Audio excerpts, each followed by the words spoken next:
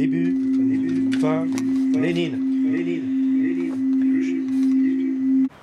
Ah bah le couple, non, le couple, bah ça c'est-à-dire à l'origine, je suis sûr de ce que j'avance, parce que même Lénine, il fait allusion dans un ouvrage. C'est vrai qu'il y fait allusion avec une ou deux phrases, juste. Hein, donc je ne me souviens plus exactement dans le livre, mais je vous assure à tout le monde que Lénine a parlé de cette question de la femme dans un livre. Effectivement, deux phrases, mais je ne me souviens plus du livre. Alors faudrait lire j'invite tout le monde à relire toutes les œuvres de Lénine, de toute façon, pourquoi pas d'ailleurs.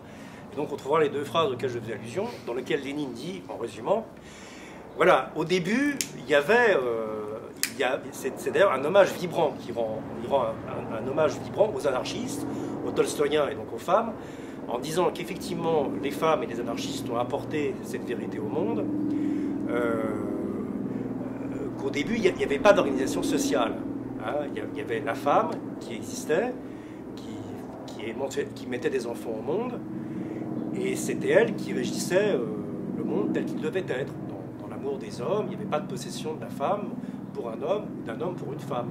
C'était l'état de nature, si je puis dire, où chacun était là où il devait être, sans dans la douleur de la perte de la femme aimée ou de l'inquiétude qu'elle ne soit plus là.